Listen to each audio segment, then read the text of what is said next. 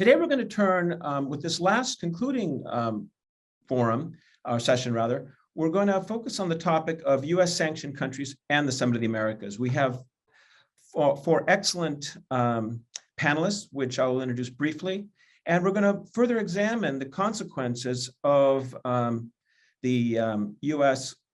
policy related to these countries, but specifically related to the Summit of the Americas, the probable intention of the U.S. to not invite Nicaragua, Venezuela, Cuba.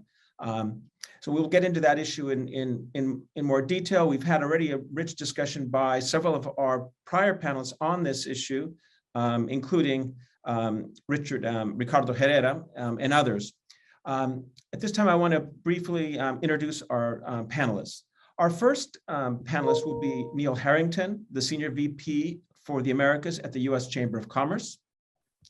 Tim Padgett, the Americas editor for the Miami-based affiliate of NPR, WLRN.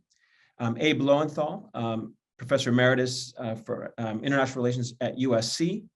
And Richard Feinberg, Professor for International Political Economy at UC San Diego School of Policy and Strategy. We're gonna start our conversation with Neil. I want to highlight that Neil, in addition to his responsibilities for the Americas portfolio at the U.S. Chamber, has executive management responsibilities related to programs, councils, and other hemispheric policy initiatives there. He is also president of the U.S.-Cuba Business Council, as well as having other responsibilities at the Chamber. So at this time, Neil, why don't you take it away? Well, first of all, I really want to thank you and the Institute of the Americas, Richard Feinberg, for this kind invitation. My name is Neil Herrington. I run the Americas division, as Richard said, here at the U.S. Chamber of Commerce. We are focused across the region from Canada to Mexico, Central America, South America, and the Caribbean. I think one of the reasons I've received this kind invitation today is we are, there's been a lot of talk this morning about certainly the focus on the Summit of the Americas and what that means. We as the Chamber have been invited by the Biden administration, the State Department, to host what's known as the CEO Summit, which is the unique private sector stakeholder event associated with the summit. I think as may have been talked about, there's besides the Leader Summit, there's the CEO Summit, there's the Civil Society Summit, and the Youth Summit. So we're really excited about that. I think there are certainly will be focused in Los Angeles on aligning, I think, what we see as key priorities the private sector has with those of the governments of the region. And I think for all of us, I think we can all agree, it starts with recovery from the pandemic and making recovery as inclusive and sustainable as possible. So in Los Angeles, we'll be focused on issues like the green energy transition, the bridging the digital divide and digital transformation, rebuilding resilient health infrastructure across the Americas. We're focused on empowering SMEs, and I know that will be part of the conversation today, and what we can do as the hemispheric private sector, starting in the US, to empower SMEs around the hemisphere, including in countries that are suffering from authoritarian governance. And then we'll obviously have a vibrant trade agenda. That's what we do, and here at the Chamber is one of our big areas of focus. And so I'm looking forward to taking the questions today and engaging in a really fun discussion with fellow panelists. So Richard, I guess I'll kick it back to you. Thank you, Neil. At this time, it gives me great pleasure to introduce Tim Padgett. As I mentioned, he's the Americas editor for the Miami NPR affiliate, NLRN. Tim has incredible experience covering Latin America, the Caribbean over the years. He's been active as a journalist for over 30 years. He has interviewed over 20 heads of state. He's got a degree from Northwestern's School of Journalism, and he's also studied in Caracas. We're very pleased that you could join us, Tim, and look forward to your perspectives related to the sanctioned countries and the Summit of the Americas. Tim, take it away. Well, thank you, Richard, and it's always good to be involved with anything with Richard Feinberg. Thank you again for inviting me to this very timely, obviously, forum. The key word in your presentation or your kind introduction for me there was Miami. I think that's about all one needs to say, because Miami these days and for a long time is pretty much the factor, the most important factor in almost any decision about Latin America and the Caribbean that any US administration, Republican or Democratic, tends to make. And that is surely, I think, the case right now. The Biden administration and President Biden are probably not going to invite the so-called troika of tyranny, Cuba, Venezuela, Nicaragua, to the summit, in large part, well, for the obvious reasons that they are a very anti-democratic presence in the hemisphere, and in inviting what I called in my weekly column this week, sort of Putin mini-me's in the new world isn't exactly a great way to start off a Summit of the Americas that in many respects is going to be a celebration of democracy as it's intended to be. But I think realistically, in terms of realpolitik, one of the big reasons the Biden administration just has a little, if no choice, but not to invite these three regimes to the Summit of the Americas is that whatever good neighbor policy points he might score it with the rest of the hemisphere by inviting them, that would be far outweighed by all of the domestic polling points that he would lose if he were to invite them, particularly here in Miami, particularly in Florida amongst the Cuban and Latino communities. And so it doesn't surprise me that the administration has, as it appears, decided not to invite these three regimes. And I think the question then that we all need to ask is, aside from realpolitik, is that the best thing for the hemisphere, for the Americas, for inter-American procedure and engagement? As everyone knows by now, this week, Mexican President Andrés Manuel López Obrador and other left-leaning leaders in the hemisphere have said that they might boycott the summit if Cuba, Venezuela, and Nicaragua are not invited.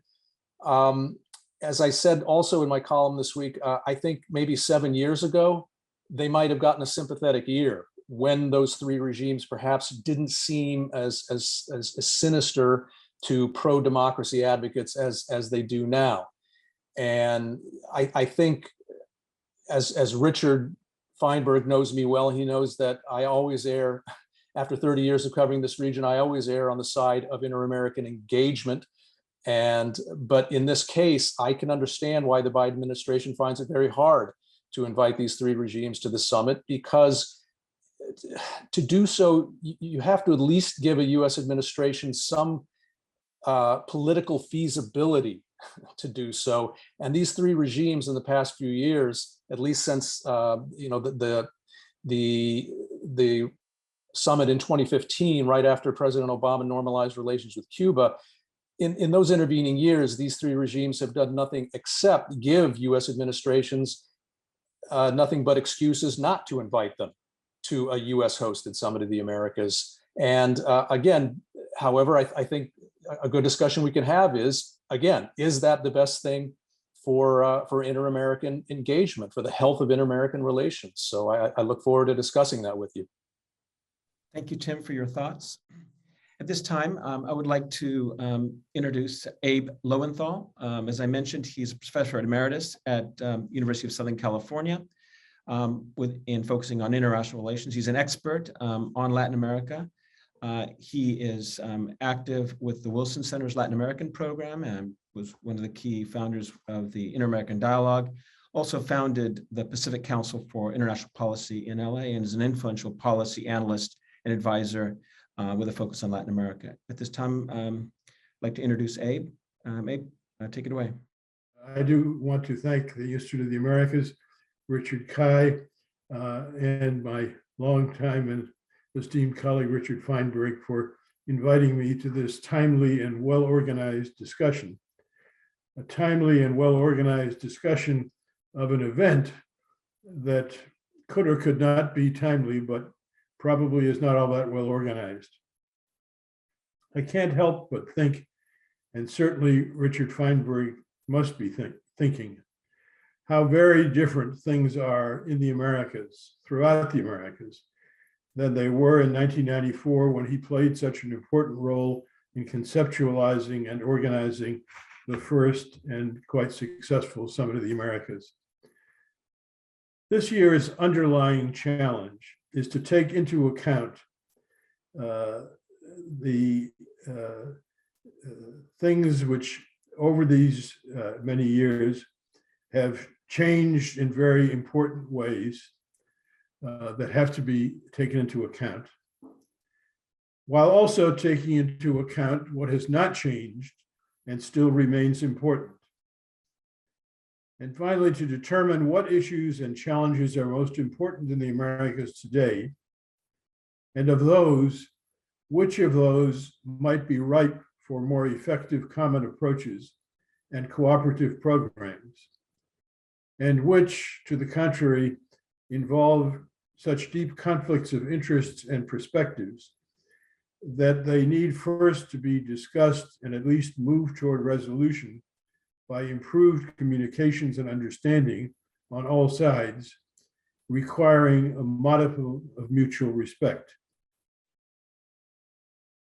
Among the most important changes to be considered are the decline of and challenges to effective democratic governance, not only or even primarily in the three most overtly autocratic governments, Cuba, Nicaragua, and Venezuela, but also in El Salvador, in Haiti, and Honduras, and also in many other nations, including the United States of America, where democratic norms and institutions have been and are being threatened, attacked, and undermined, where the balance among branches of government has been altered, where non-governmental organizations have become more powerful and diverse, both in a positive way and in a negative way, and where big money has come to play such a vast role in determining policy outcomes.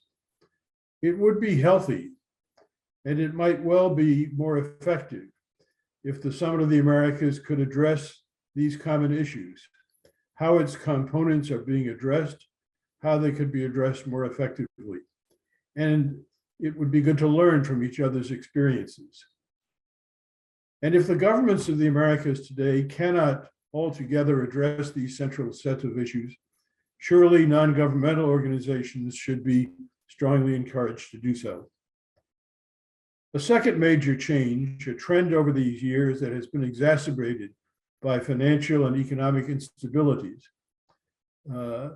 gross corruption in both the public and private sectors, and the plagues of COVID-19 and other public health threats, is the worsening inequalities in and among our societies in terms of income, civic and food security, in terms of access to affordable health care, of working conditions, hope for improved and more secure jobs and healthier lifestyles. Again, these are challenges that affect all the countries of the Americas, including the richest and most powerful. Honest, open exchanges about what is being done and what could be done to alleviate inequities, deprivation, resentments, apathy, and anger, and to build toward facing those issues and moving toward the values and vision that existed in Miami in 1994 would provide a very worthy agenda for the Los Angeles Summit, very much including its non-governmental and private components, and I think including all the governments of the Americas. That would provide the basis for the kind of narrative and the kind of discussion that really might make a contribution in a troubled period. A third big change since 1994, and linked with what I just said, is the degree of relative decline in the reputation and influence of the United States, which no longer projects a clear and compelling vision, nor commands a leadership role in confronting tough shared problems. And I'm not making a partisan statement here. I think this is something that has been happening from administration to administration. I think Trump made a significant impact on worsening things, but he was also the result and not simply the cause of some of this decline. This is a concern that I think all of us feel one way or another. And the summit should be an opportunity, ojalá, to take modest steps to reverse this decline, not by fiat or rhetoric, but by projecting a combination of empathy, competence, commitment, self-confidence, and yet humility in dialogue with all the countries of the region. The US government should now be trying to confront issues and differences of perspective rather than trying to impose its point of view, either because it thinks we can do so or because it fears domestic political consequences in a few districts of Florida. The Los Angeles summit obviously has not yet taken place. Who knows? I certainly hope it will, but who knows? But on the evidence to date, it's hard to be confident that the underlying issues will be adequately addressed. Responding to the questions that were posed, I do think it would be good if non-governmental organizations and the private economic sectors from all the countries of the Americas could address their experiences together in an inclusive way without exclusions or needless name calling. And I think that is something that could still be rescued in terms of some of the panels in the parallel meetings. The final question we were asked had to do with procedures for the future. I do think that all the governments of the Americas should discuss and try to agree first on whether summits should be a regular feature of inter-American diplomacy, whether the cost-benefit ratio continues to be positive, and if so, how often they should be held, how the agendas should be established, and what policies should be in vogue regarding participation, which I think should not be defined by simply the host country, but through a process that makes it possible for issues to be identified and then discussed openly, rather than leaving these decisions to the host country. Finally, to end on a positive note, as a Californian, I think it's great that the future of the Americas will be discussed here in global California. California is in so many ways a product of multiple vast interactions and mixtures from throughout the Americas and across the world. And I believe it may come to play an even more important role than it is now, and it is now playing an important role in dealing with so many salient issues: security, climate change, communications technologies and policies, public health and biomedicine, and fruitful social, economic, and political integration, as well as other issues. And the Summit of the Americas will make a contribution to the development of that capacity in California, and for that, I'm grateful. Thank you, Abe, for those words of wisdom and perspective. Appreciate your participation. At this time, it gives me great pleasure to introduce Richard Feinberg. As I mentioned, Richard is professor for international political economy at UC San Diego School of Global Policy and Strategy. He's enjoyed a distinguished career as a diplomat, policy advisor, corporate consultant, university professor, and he's been author of over 200 books and articles on international relations with an emphasis on Latin America. One of Richard's biggest achievements has been that he was the principal architect of the 1994 Miami Summit of the Americas under the Clinton administration. He's also written over 300 reviews on Western Hemisphere books for the Foreign Affairs magazine. At this time, it gives me great pleasure to introduce Richard to our virtual stage. Richard, take it away. Thanks very much, Richard. It's a pleasure to be with Neil, Tim, and Abe. Abe, I loved your final remarks. I seem to remember you wrote a book on on California and the global economy. Do I remember that correctly? Sure. Yes, no, and I do know the folks in Los Angeles are very excited about this opportunity. They plan to showcase all the California themes that Abe mentioned and try to demonstrate that at the city and county level in California, perhaps in some ways better than at the federal level, the United States is confronting a lot of these key problems that the hemisphere is concerned with. I thought what I would do here is to talk a little bit of history about the presence or absence thereof of non-democratic regimes at these summits. So I'll take you back to actually 1993, and Al Gore is flying down to Mexico to deliver a post-NAFTA set of remarks. And I'm sitting around with some others and preparing his remarks. And it had been decided that Al Gore would announce that President Clinton was inviting his counterparts in the Americas to a summit of the Americas back the following year. I might point out, by the way, why did the administration think about summits? And a lot of that had to do with because summits were and are occurring everywhere. Every other region has them. Of course, the EU meet every 6 months at the senior levels. Asia has its APEC. And so for the hemisphere not to have a summit would be to be left out of global regional summitry. Anyway, so we were going ahead with that, and Gore is putting together his final remarks, and the president invites all the countries of the Americas. And one Richard Feinberg chimes in and says, shouldn't we insert all the democratically elected leaders of the Western Hemisphere? And in my mind, actually, was not the issue of Cuba, because Cuba was so far outside of the norms.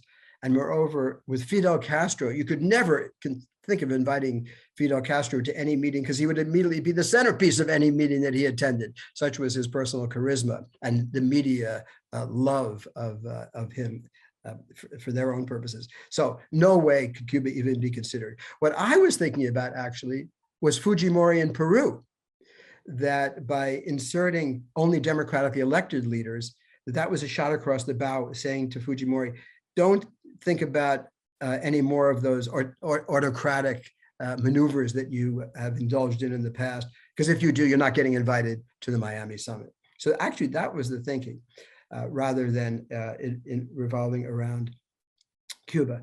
So then the next important event with regard to the democracy is in Quebec. And in Quebec, under the Canadians, of course, in 2001, the Canadians insert language in various places saying summits should only be attended by democratically elected leaders. And then out of the Quebec summit came the famous Inter-American Democratic Charter, which I always carry my green book, the Inter-American Democratic Charter. And that says very explicitly, and this has been signed by the countries throughout the region, it mentions that in Quebec City at the summit, a democracy clause was inserted that any unconstitutional alteration or interruption of the democratic order would mean that that state's government would face an insurmountable obstacle to participation in the Summit of the Americas process. So that is in 2001, a very explicit link between democracy and summit participation, agreed on by everyone. Okay. Fast forward. At the summit in Cartagena in 2012, attended by Obama, the other Latins make it very clear, including the chair at the time, the president of Colombia, and others, Cuba's got to be there. This was because Fidel was no longer on the scene, of course. Now it's Raúl. Raúl seemed more pragmatic. He was entering into a certain process of change and reform, however halting and modest. But so the Latins said, the moment has come to include Cuba. And they said, and initially the United States didn't take it seriously. Come on, they're just talking, they don't really mean it. But then, yeah, they made it clear that they meant it. They were not going to attend the next summit in Panama in 2015 unless Raúl Castro was there. So the US had to decide, no more summits or include the Cubans. That factor was an important, at least timing factor for why Obama, the summit was in April or May in Panama. In December, just a few months earlier, Obama famously announces, together with Raul Castro, the reestablishment of diplomatic relations between the two countries and a general thaw in relations. So it was in the context of that thaw in relations that then in Panama, the two, Raul Castro and President Obama could meet, could talk in a civil way. And famously, Raul says to Obama, of course, we don't like the history of American foreign policy towards Cuba or anywhere else, but you are a man that has integrity and authenticity. And if you know something about Cuban political rhetoric, those are powerful words. They mean a lot in the Cuba case. So Raul was heaping high praise on his counterpart in the United States. Then Cuba again attends the next summit. Now, at the next summit, President Trump decided not to attend. He sends his vice president. So Raul says, okay, then I'm not going to go either. But so he sent his foreign minister, long-term foreign minister, Bruno Rodriguez. In both summits, the Cubans did not try to be spoilers. They did not try to disrupt proceedings.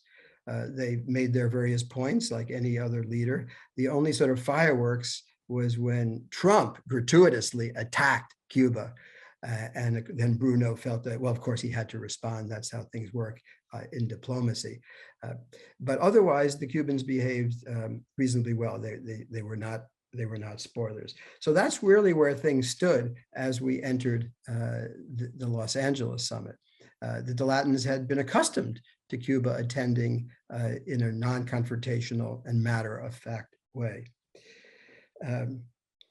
What had changed was, okay, and to some degree, as was mentioned earlier by Tim, a disappointment with progress on the island. But the main change was Trump, and then Biden, who's basically continued Trump's policies for reasons we've discussed in previous panels. So it became more, there would seem to be a contradiction now between a US policy which says, okay, it's okay to sit down with the Cuban government at the same time as we've maintained this policy of really quite extreme hostility and isolation. So that's sort of where we are now. Who decides who gets to attend? And I think, as Abe mentioned, there's not a really clear process to who decides. Ultimately, the host country issues the visas, right? That's the ultimate choice. But it's supposed to be some sort of a combination of the host country, and there is something called the troika within the summit process. The present chair, the previous chair, which in this case then would be Peru, Lima, and then the next chair, not yet named yet. So that troika would have some decision-making process. And then the OAS as a whole, or the Secretary General might also, but have a say in who gets to attend and who doesn't. Is it just everybody? Is it the Democratic Charter, which says, okay, these three countries really shouldn't be attending under those criteria? But from the point of view of Latin America, they may not know about these niceties of who decides. What they see is Cuba was at the previous two summits. The world did not end. The summit went about its processes more or less as though Cuba really wasn't there. And yet the United States now says, no, it's totally unacceptable. We have to exclude Cuba. And part of the problem there is what the Latins perceive is that this is not about Cuba. It's not about foreign policy. It's about US domestic politics. And you combine that with the fact that it's in LA, which, like Abe, I support, but if you're a little cynical Latin American, you say, well, this has to do with Democratic Party politics because the Democrats control LA, and this will be a chance for Biden and his team to sort of whip up support among the very large Latino population in LA. The other problem that I think from the Latin point of view just as they see that Biden was stymied on Cuba because of domestic politics. Abe mentioned the increased power of certain interest groups in the United States. Similarly, where's the trade policy? In 1994, of course, the centerpiece was the free trade area of the Americas, coming off of the NAFTA experience. I should emphasize, by the way, as Neil, I'm sure, remembers, the FTAA was not a US imposition, quite the opposite. That, and I can tell you, I was there. The Clinton White House really was not enthusiastic. The NAFTA debates had been bruising enough. They were not interested in a new trade initiative, certainly on the scale of the entire Western Hemisphere. But the Latin American leaders, some key leaders, insisted.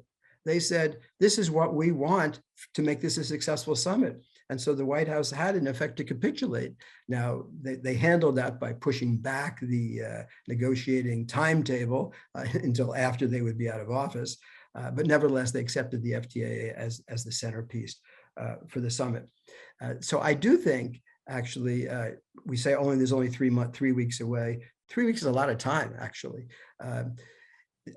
My hope is that the administration, all this chit chat about leaders not attending, that'll be a wake-up call in the White House for them to say, hey, you know what? I know we're busy in the Ukraine and elsewhere, but a great power has to be able to walk and chew gum at the same time. And we really need to put some meat on some of these initiatives. They've already outlined some of the areas that they want to tackle, which make for a good agenda: immigration, healthcare and the pandemic, renewable energies, global supply chains. Those are all good topics. They could build a consensus, I think, around all of those, but they have to go beyond rhetoric and say, here's precisely some resources and some programs that we're going to work with other countries to move these initiatives forward. There's still time to do that. Finally, though, what to do about the issue of Cuba.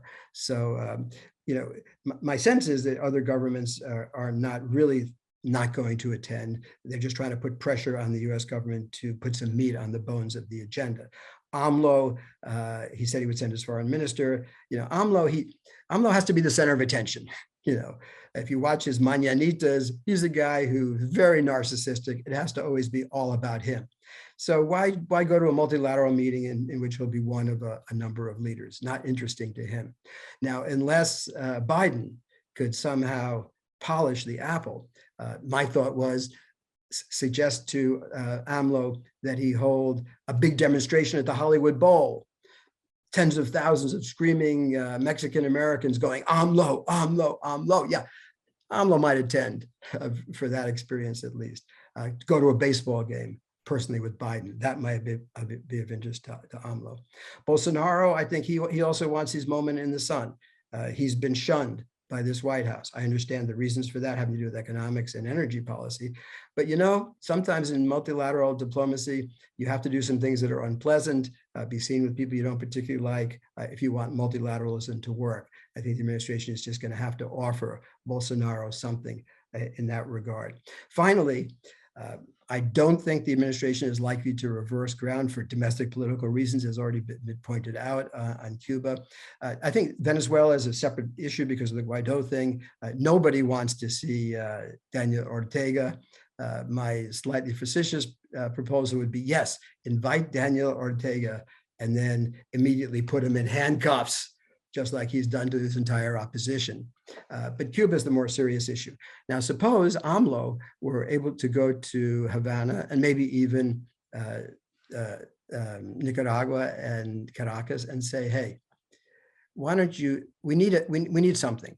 How about if you each release some prominent political prisoners?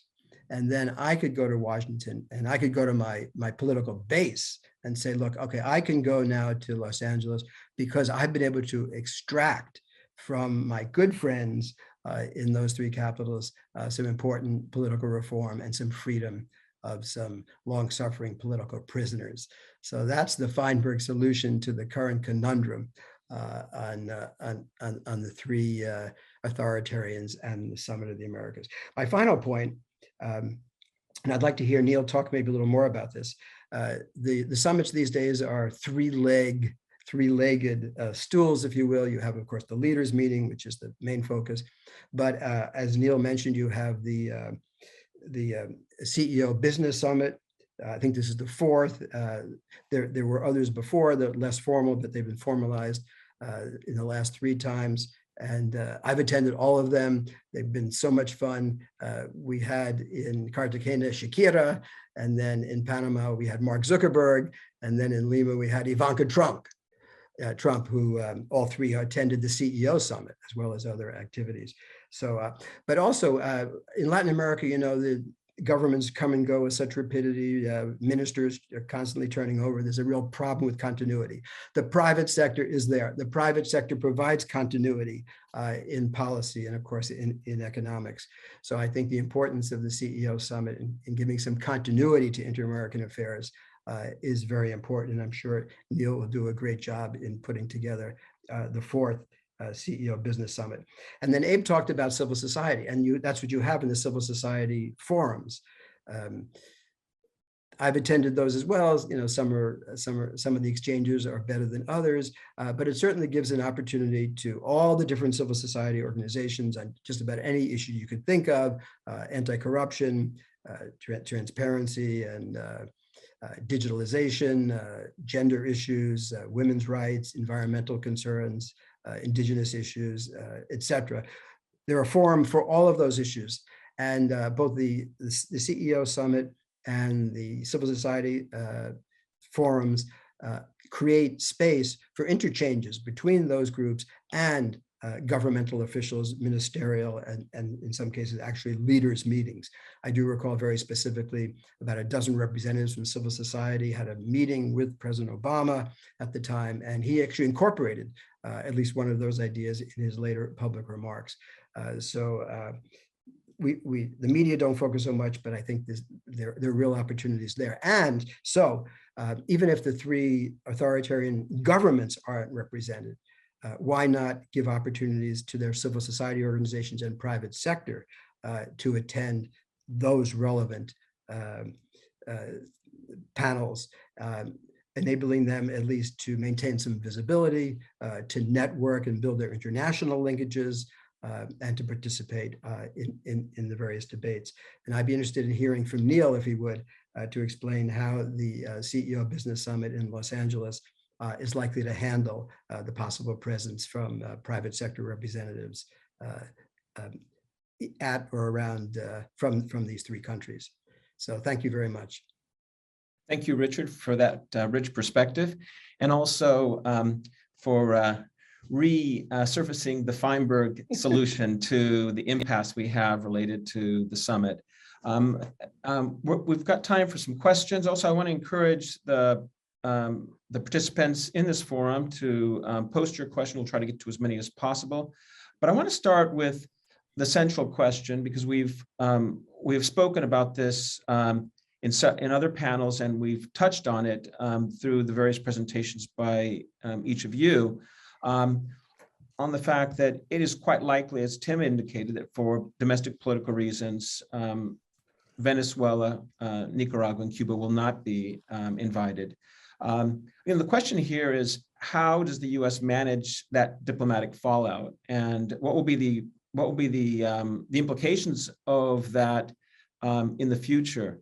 I'd like to get some thoughts on that. Richard has offered some thoughts in his last presentation. I'd like to hear from Neil, from Abe, and Tim on what some of your thoughts are.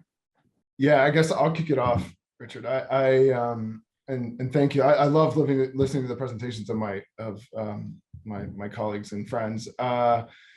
And I couldn't help but think through each of the presentations, we're in touch with the Biden administration a lot on CEO summit planning, but I do not envy the set of decisions that they have to make in deciding whether or not to invite these 3 countries. And I would imagine there are people in both camps in the administration. I don't know that for sure, but that's what I would imagine. And the reason is, I look at us as a business organization. Many may know that for 20 plus years, we have approached, we have had a pro-engagement approach towards Cuba, and we've sought to end the US embargo towards Cuba. And why is that? Well, for these 2 decades, we've had a very strong opinion that we have 2 mandates as US business community. One is enhancing market access for our members. Obviously, Cuba being a market to which our members did not have access for many years, don't have much more today than they had 60 years ago. But the second is we fundamentally believe we have a mission to also improve the plight of the Cuban people, and we very much believe that the intersection of free enterprise and democracy is real, and that you can create a virtuous circle if you give entrepreneurs and others on the island and elsewhere the opportunity to earn their own living, to start their own business, hire their own people, and that sows the seeds of liberty as it were. And I think that we have anecdotes to show that was indeed what happened when President Obama approached rapprochement in 2014 and 2015. That indeed started, that process indeed advanced.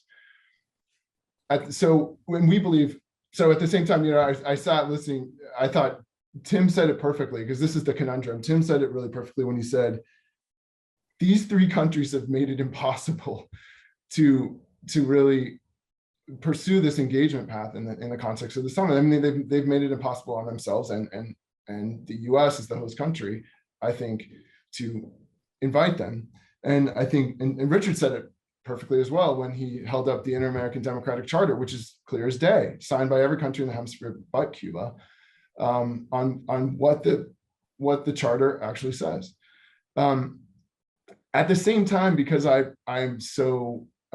because we are pro-engagement, and we look at, I think Richard also framed it really well in saying, there's a lot of hand-wringing about how little time is left, and there's been a lot of press, I'm sure everyone's seen it, and concern over what's going to actually get done. I couldn't agree more with Richard. A lot's going to get done. There's going to be a lot to get done on all the issues I mentioned up front, Richard mentioned. And if you're not going to invite these three countries to the table to the summit, we have such critical issues as a hemisphere we're trying to tackle that need everyone involved. Richard cited some of them. It starts with migration, but also think about the human trafficking collaboration we have with the Cubans that needs to be enhanced. Think about drug trafficking, interdiction, but think beyond that to the big issues that we will tackle at the summit that need to be tackled as a hemisphere. They're existential really for this hemisphere in a lot of ways. When you're talking about rebuilding health infrastructure that was weak to begin with, and its weakness was only exacerbated by the pandemic. The green energy transition and the climate change challenges that the hemisphere, starting with the Caribbean, faces is an existential crisis that needs all hands on deck.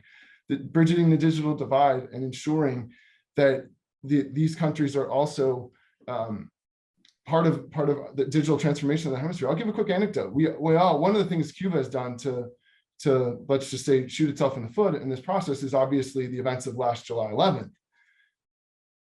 The rapprochement with Cuba in getting American tech companies and others onto the island, YouTube negotiated a contract with Atexa, the Cuban IT agency, that restricted the regime from interdicting on the platform. And so when you see the scenes from Havana, Santiago de Cuba, and around the island that ensued in the uprising, most of those are on YouTube because that was the one platform that the regime couldn't touch. I think that that's an apt anecdote to say, well, if you sow the seeds of some economic freedom and some free enterprise, and you empower entrepreneurs, that there are roots that can take place, that can take root for the longer term. And I'm happy to I'll turn the microphone back to you, Richard, and then happy to come back and address Richard Feinberg's question. I know we're going to get to you. I want to have a specific question regarding the business forum that you're going to be organizing at the summit. And we'll also talk about the civil society forum, which I'm going to be attending. I'd like to see if we can maybe get some perspective from Tim. Yeah, hi, thanks. I think Neil just made some really, really salient points there, particularly about the cuentapropistas, the private sector, the fledgling private sector in Cuba. And if we're not going to invite Cuba, I would turn to Richard's point that we should at least be inviting, if it's possible, some element of the civil society cohort there in Cuba, in particular cuentapropistas, private entrepreneurs. And I say that because I think the US just did something this week that really gives them a card to play at the summit in this regard. OFAC, the Treasury Department, just green-lighted a license to a US investor, to his lawyer. We don't really know who the actual investor is yet, but greenlit direct investment on the part of a US investor directly to a private entrepreneur in Cuba.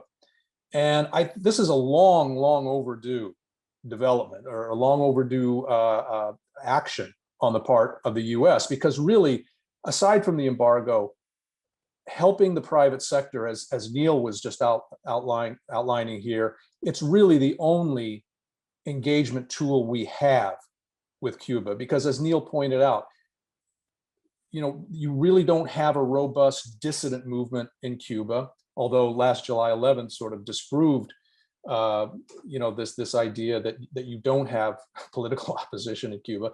But the cuentapropistas represent that detachment of the ordinary Cuban from dependence and reliance on the Cuban state. The cuentapropista represents a certain independence from the regime.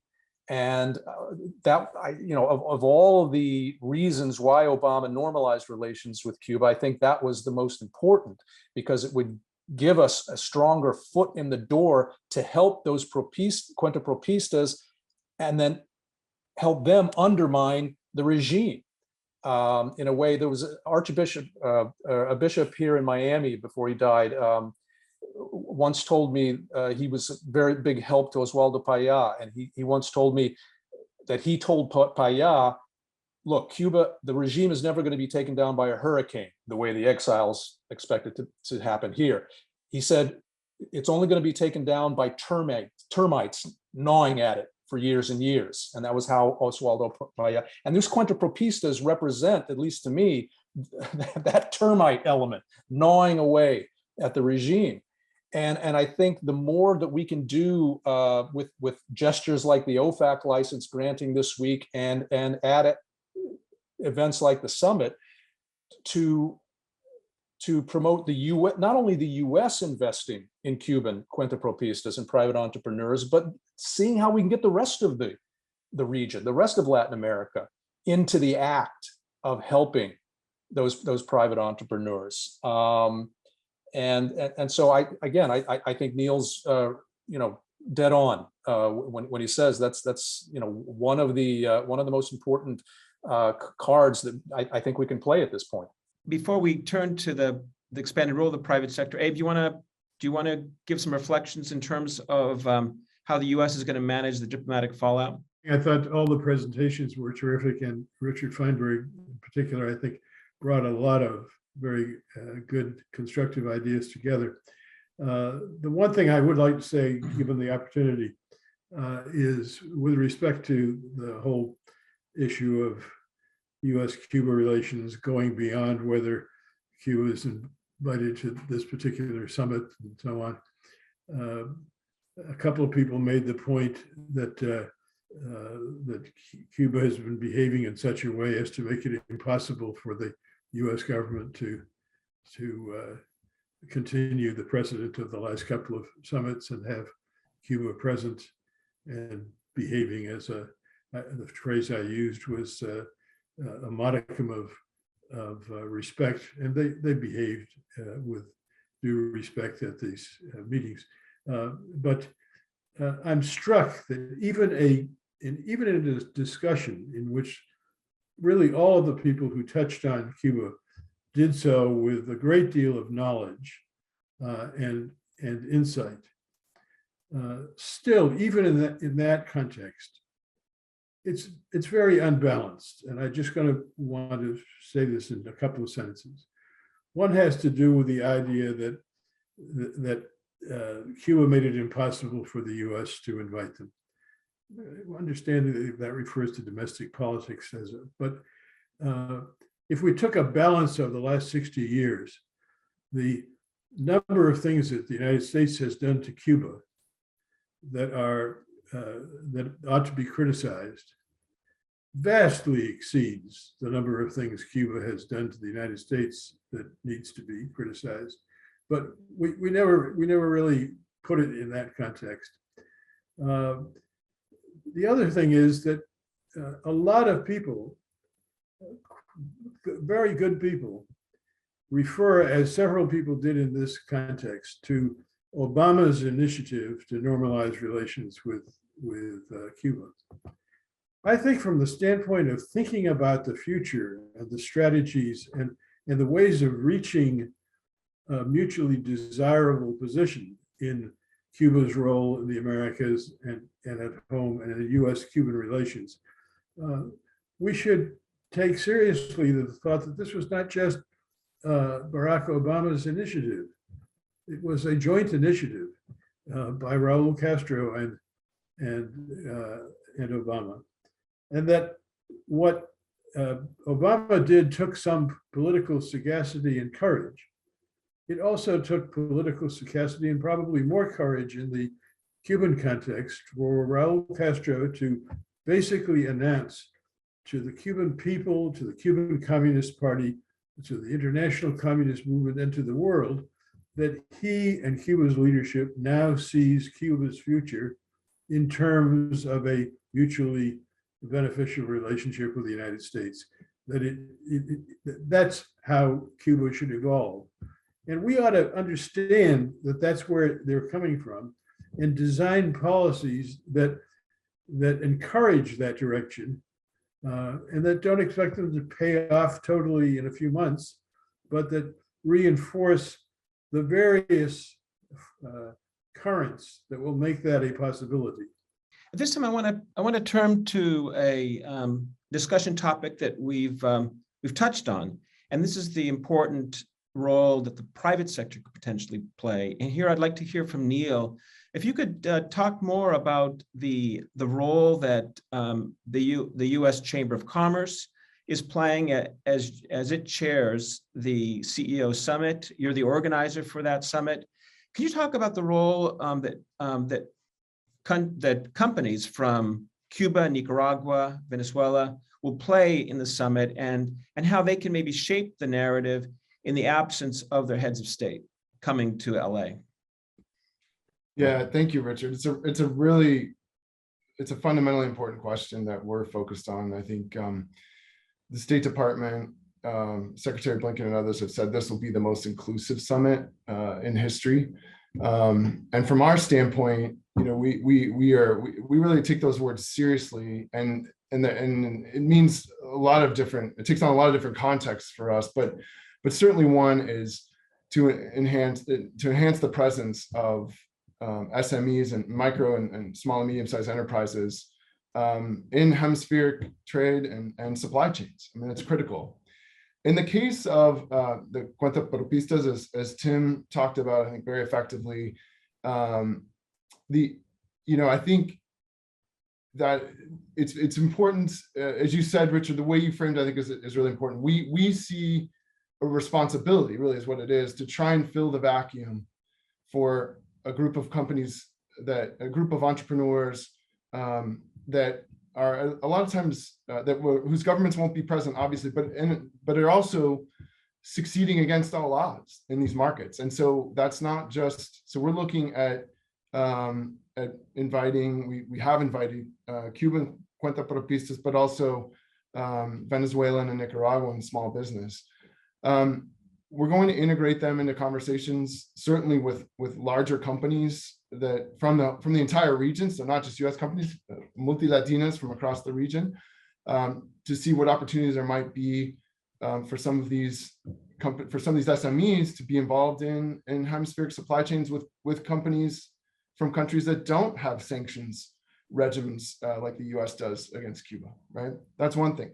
The other thing we're excited about doing, really excited, I'm extremely encouraged by the potential of an idea we have that will, we have an SME, we're offering an SME training academy. So we will have some of the largest digital platforms in the world, names very well known to all of you, Meta, Facebook, Google, Amazon are all collaborating, and in partnership with us and the Inter-American Development Bank to do basically a half a day long SME training academy. They're going to be trained in things like how do you increase your digital presence online, how do you approach cybersecurity, how do you grow your brands beyond your own borders, what kind of digital tools for growth are available that most of these companies don't know about, how do you increase traffic to your webpage, etc. So we're really excited about this as we think an opportunity that's going to allow these and other SMEs to be able to grow and have access to tools that they just haven't had. And then I'd finally mention something that we are in the process of grounding. So, and I mentioned this because I know Richard is involved with a really important initiative, Richard Feinberg, with a really important initiative called the Alliance for Democracy, which is something we are really getting behind. The US government's really getting behind. It's an initiative of the governments of Costa Rica, the Dominican Republic, and Panama, and really focused on, in a large part, how are governments creating the conditions for businesses to thrive, and when we're looking at opportunities like nearshoring, what do strong institutions and strong rule of law, contract sanctity, and sound investment climates, what kind of opportunities do they present in terms of potentially leveraging opportunities like nearshoring? We think it's an interesting idea to maybe contrast what these governments are offering to their companies and other hemispheric companies in certainly that are competing across the region with these SMEs from Cuba, Nicaragua, and Venezuela that not just don't have a dearth of any support from their governments, but are often have adversarial relationships with their governments. What's the difference, and where can even these companies are succeeding against the odds, as I said, who is there that can fill the gap when the governments are not, when the governments are not providing these kinds of frameworks? And we believe we have a role to play in the hemispheric private sector, and we also are anxious to partner with civil society in this, because we think together that's where you fill the gap for these businesses that are really succeeding, and but against, as I said a couple of times, against really all the odds, because their governments, if not being directly averse to them, certainly aren't there to support free enterprise. I'll leave it there. Yeah, Neil, thank you so much for those thoughts. We're getting close to our time. We're going to run a few minutes over because I have one more question I want to ask. It relates to the LA summit, which will be from June 6th through the 10th. Abe spoke about global California. We had a question from the audience about soft power. My question has to do with the potential for the United States to leverage California's soft power in the area of digital transformation, as Neil spoke about. He referenced several California companies that are going to be active in the CEO Summit. The innovation in California related to biosciences, in energy transition, in sustainability leadership. Want to get maybe a few of you to comment on the potential that the administration has to perhaps change the narrative and leverage, again, California, global California, as a way to help do that. Any thoughts? I think I'm a native Californian too. I'm a San Diegan, I'm proud to say, so it's great to be talking to a San Diego audience. I think this did factor really prominently in the Biden administration's decision, Richard, and these are I think this administration, I'll give them credit for understanding that a lot of the tools we have to solve some of our hemisphere's problems are digital. And why? And obviously, I want to make sure also that when we're talking about the resilience of health economies, that my hometown, San Diego, is the hub of bioscience. So I just want to put that plug in there too. So I think they understand that both in the health space and in the digital space, you won't find an economy like California that can bring digital tools and health tools to the table. Why are digital tools so important? Just really quickly, they solve 3 different problems. 1, they enhance growth. And 2, they enhance inclusion. And 3, they enhance transparency, right? Critical problems are that our hemisphere, which is suffering from inequity and lack of transparency and stagnant growth, is facing. Richard, you had some. Okay, yeah, sure. I'll make a few relative comments. Yeah, I think the administration, of course, they clearly decided not to hold it in Miami, so as not to make the issue of the 3 authoritarian regimes even more central. The key, of course, with any big event is to control the narrative. And that's where the administration hasn't done very well so far, because they haven't been willing to put out there, all right, this is the agenda, which is not just naming a few topics, but here's what we're going to accomplish. So they've got to get on top of this sooner rather than later, because otherwise other people start controlling the narrative, which is what AMLO has started to do. Now, once people get to LA, I mean, suddenly the Los Angeles economy alone, not to mention California, is bigger by far than the combined economies of the 3 impoverished countries that we are focused on. I love Havana, but oh my God, it's so totally decayed. Caracas has gone so downhill. Managua never was. So the contrast between all the attention to these 3 sad, impoverished places and the vibrancy and the excitement of Los Angeles and of California will immediately become apparent to all the delegates. And they'll suddenly say, oh, all this talk about Cuba, I mean, come on, we were so off center. We were so not in the 21st century. And LA is so exciting. And that's the world that we want to be part of. That's the world that we want to integrate with and work with through all of the tools that we've been talking about here. Now, there may be a couple of challenges in LA, and let's see. There are a lot of civil society groups there who may be on the march, and they see an opportunity to make their voices heard. I have to assume that the administration advance team is on top of this. I know they're working, of course, with the various political powers that be in LA, the mayor, et cetera. So I have to assume they've found ways to channel these energies and voices in LA in constructive ways and have. But I know Biden's, I'm told, plans to spend at least 2.5 days there.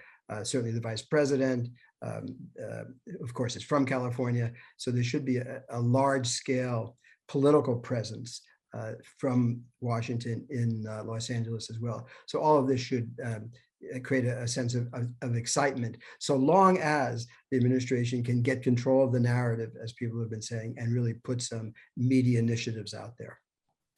Tim, do you have any thoughts before we give the final Sure. word? I didn't jump in at first because the heart of the question had to do with the digital arena, and I'm not the right person to speak about that. It's still a mystery to me. But if you just take a couple of issue areas, and the point about this is not just a couple of issue areas, but there are probably 10 issue areas that you could say this about, but just for the purpose of time. One being a response to climate change, and the second being response to immigration and the integration of immigrants and positive attitudes and policies regarding immigration. California is just, really a leader on these issues. And the institutions of California, universities, research institutions, political groupings, private sector, and so on and so forth, they're all kind of, of course, there's some differences of opinion, but that basically there's an alignment with the future on those issues. It is very impressive, and I think is something which just will feed on the discussions at the summit, but also will impress those who come to California and use the opportunity to educate themselves a little bit about what it's about.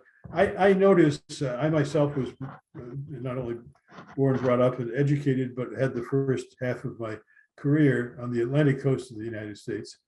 And I have been personally fascinated. That's one of the reasons I got into what I did and then did this book on global California. But let alone internationally, even from the Atlantic coast of the United States, there is still a tremendous time lag in understanding what California represents in terms of innovation and experimentation, et cetera. One East Coast institution after another, in my experience, understands it needs to be linked with California, and then sets up some sort of activity in San Francisco because they feel comfortable there. The San Francisco works like an Atlantic coast city. It has kind of a culture that comes out of that heritage, when in fact it's places like Los Angeles, San Diego, and the agricultural valleys and so on, which are the spear points of innovation in California. Thank you for that. Tim, we're going to give you the final word. Any thoughts about the summit in LA and the role that California can play in terms of its soft power and helping to improve the narrative? Yes, I would agree with Abe. I think immigration, when it comes down to it, I really do think, aside from all the democracy and digital issues, et cetera, we've been discussing, I think there's no more important issue at this particular summit than immigration. Largely because, and as Abe pointed out, I think California is sort of strongly and uniquely positioned to address that issue, more so, for example, than my community of Miami here.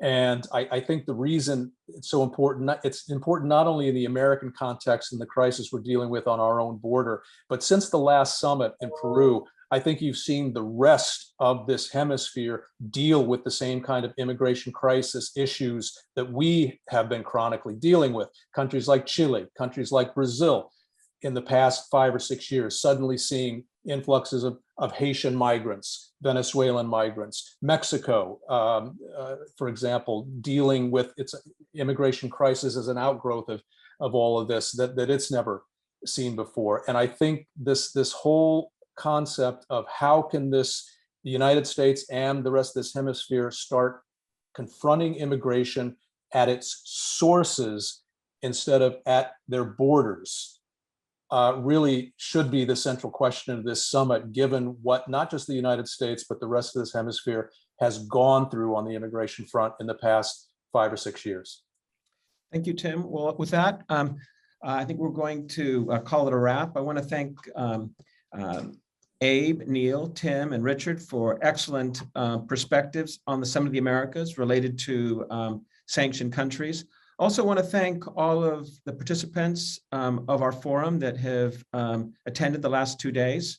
Also want to thank UCTV for being our media co-sponsor and for their work in helping to transmit this forum on their cable channel.